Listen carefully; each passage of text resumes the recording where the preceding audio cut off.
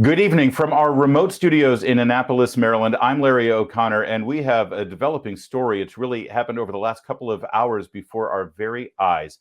Elon Musk, the CEO of Twitter, has long promised to reveal the behind-the-scenes correspondence that happened at that organization during the fateful days of October 2020, when, as an organization, Twitter decided to delete, censor, silence, and even suspend accounts that publicized the story of Hunter Biden's laptop. Now, this is a story that had been fully vetted by the journalists and editors at the New York Post, an august, legendary publication that goes back all the way to Alexander Hamilton in 230 years ago.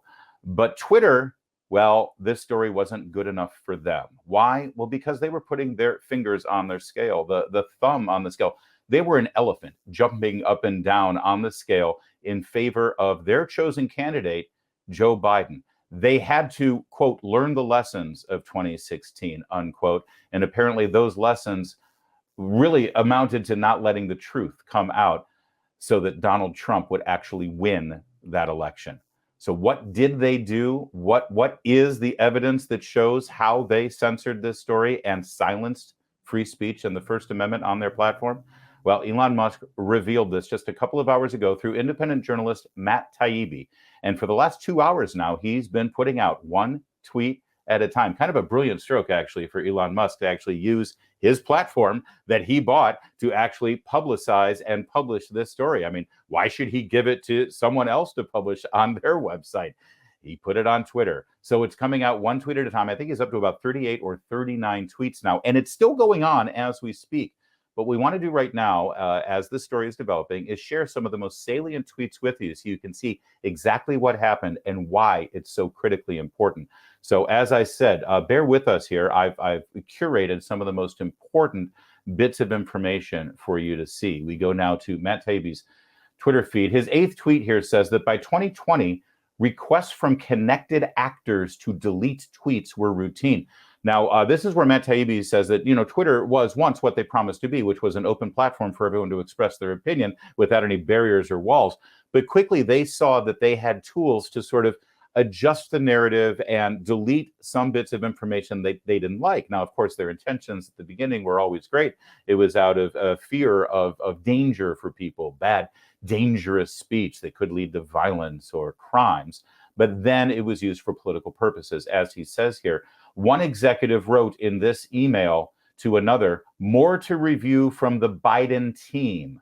And then the reply came back, handled. And take a look at this, because you can see there are 5 tweets that are noted here.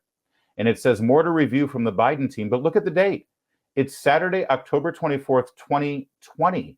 Now, that was 2 weeks before the election. Joe Biden was just a private citizen. His team was a campaign operation. This wasn't the White House. This was not a person that had any constitutional authority. And yet here was his campaign operation directing Twitter to handle tweets. And Twitter, well, they saluted smartly and they charged up the hill. All right, next tweet, number 11 in this series. The system wasn't balanced. It was based on contacts, because Twitter was and is overwhelmingly staffed by people of one political orientation.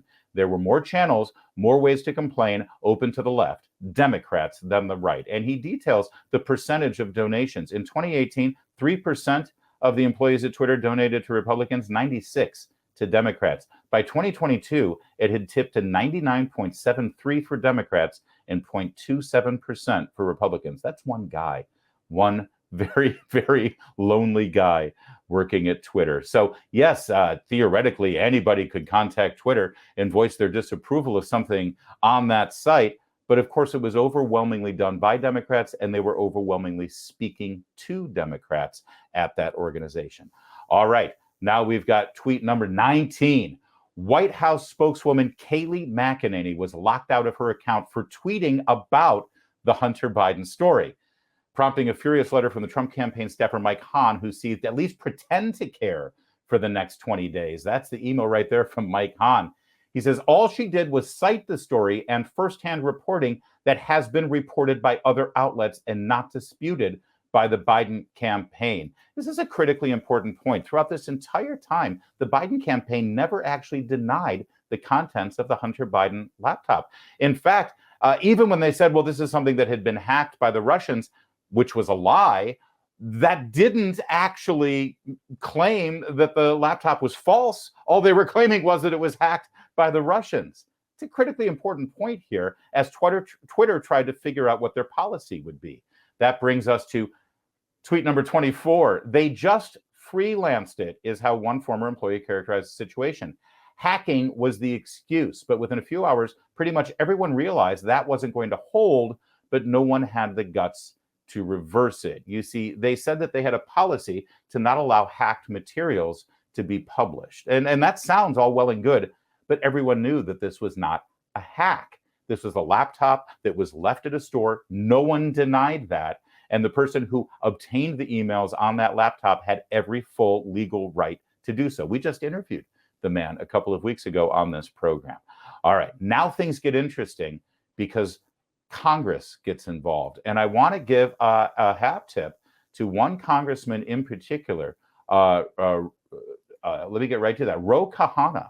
Ro Khanna, a Democrat, a Biden supporter, reached directly out to Twitter, to one of their executives, Vijaya Gadde, excuse me. She had been in charge of Twitter safety protocols. She was a lawyer. She was in charge of deleting people's accounts. She was in charge of making these decisions. And Congressman Khanna, as Matt Taibbi says, tries to reroute the conversation to the First Amendment, mention of which is generally hard to find in the files. You see, as these Twitter executives discussed how to delete this story and how to censor this story, they never brought up the First Amendment. They never brought up free speech. They never brought up the legal ramifications of what they were doing. All they cared about was their policies and well, really, how they could help Joe Biden.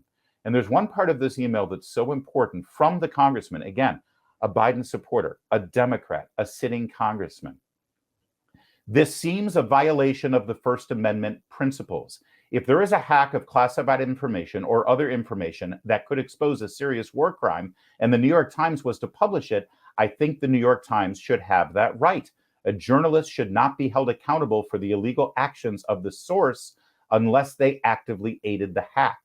So to restrict the distribution of that material, especially regarding a presidential candidate, seems not in the keeping of the principles of New York Times versus Sullivan. That's a very famous Supreme Court case about defamation and about free speech. And you can take this back to the Pentagon Papers as well. Pentagon Papers were, objectively speaking, illegally obtained by the New York Times, but the Supreme Court ruled in the 70s that even if the information was illegally obtained, they had every right to publish it because it was in the public interest. Twitter, through their actions, undermined the First Amendment, undermined the Constitution, undermined the Supreme Court decision, New York Times versus Sullivan, and the Pentagon Papers, even when they were warned by a congressman, but they didn't care. And more importantly, think about this for a minute. The New York Times, the Washington Post, CBS, NBC, ABC, CNN, they all saw this going on before their eyes. They knew exactly what was happening and why it was wrong, and they went along with it too. This is a huge story. It continues to develop. And if you want the truth and you want the real analysis that you desire, you need to keep it right here on Salem News Channel. What a big one. More to come on O'Connor Tonight.